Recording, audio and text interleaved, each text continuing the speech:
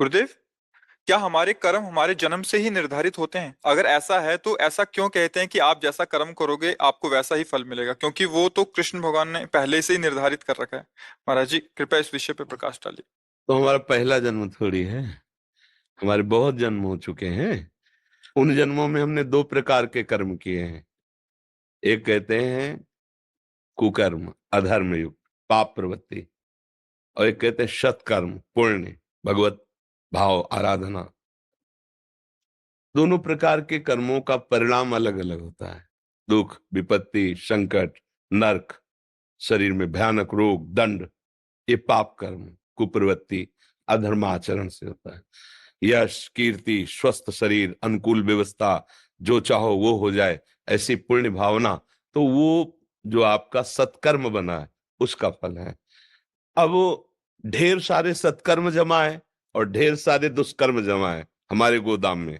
कर्म जिसे संचित कर्म कहते हैं शास्त्रीय भाषा में, उससे निकाला गया और दोनों कर्म को मिश्रित करके इसकी रचना कर दी गई और उन्हीं कर्म के अनुसार उसको उसी जगह पैदा किया गया। जैसा कर्म का हिसाब, मान लो निकृष्ट कर्म पापाचरण अधिक है, थोड़े पुण्य है, तो मनुष्य तो बना दिया गया, लेकिन ऐसा बना दिया गया घृणित स्वभाव, गंदी आदत, बहुत नीच कर्मों में रत, ना कहीं सत्संग है, ना कहीं स्वाध्याय है, ना ब्रह्मचर्य है, ना साधना है।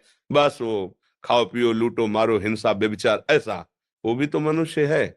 और एक है संयम से चलता है, नियम से चलता है, ऐसे आचरण करता है कि समाज को सुख मिलता है, माता पिता को सुख मिलता है, हमारे देश की पूरी सेवा की भावना।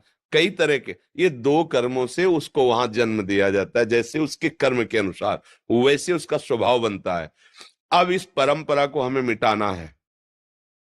ना हमें सुकृत, ना हमें दुष्कृत, हमें अंतिम जन्म बनाना है अपना, कि अब हमारा अगला जन्म ही न हो। ऐसा हमें अब करना है।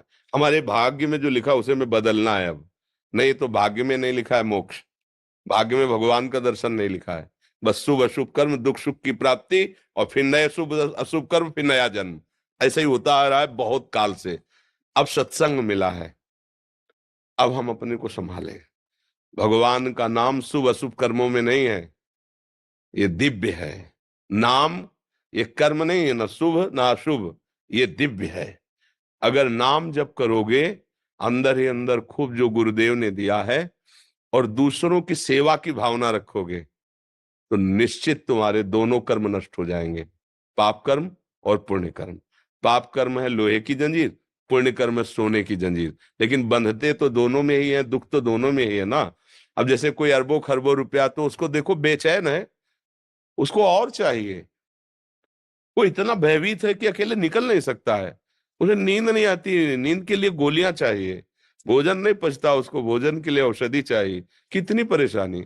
एक किसान आदमी दिन भर मेहनत करता है, 10 रोटी, आधा लीटर दाद और 2 लीटर दूध पिया, और जहां मना हुआ चौड़े पे सो जाए, उसको कोई परेशानी नहीं है। इसलिए सावधान करने के लिए भगवान ने आपको संत संग दिया, गुरुवाणी मिली।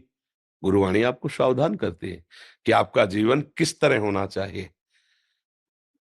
महापुरुष तो अंतर्ध्यान हो गए, लेकिन उनकी वाणी साक्षात उनका स्वरूप है। वाणी जी जो है वो साक्षात गुरु स्वरूप होती है। गुरु ग्रंथ साहब जैसे ना, ये साक्षात गुरुदेव है। उनकी वाणी मान लो, उसके अनुसार आचरण करो, नाम रूपी जहाज पे बैठ जाओ, पार हो जाओ बहुत समुद्र से। अब तुम्हारे भाग्य खुल जाएंगे अगर बात मान गए।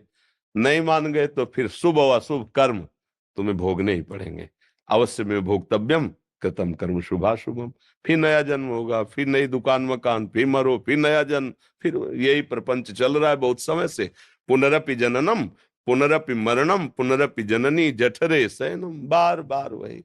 अगर विचार सही कर लो तो ये बंद हो जाए आवागमन, और हम अपने गुरु प्रताप से भगवान के दिव्य धाम में चले जाएं, जहां न जन्मना है, न मरना है, न दुख है, न सुख है, परमानंद है, प्रसन्नता ही प्रसन्नता, सुख ही सुख है। जी। भैया, राधे राधे दोस्तों। जो आपके जीवन में शुभ और अशुभ कर्म किए हैं उनका फल तो आपको भोगना ही पड़ेगा। जैसे कि महाराज जी ने कहा, अगर आप भगवान का नाम जप करते हैं तो आपको किसी तरह का कोई लाभ कष्ट नहीं मिलेगा।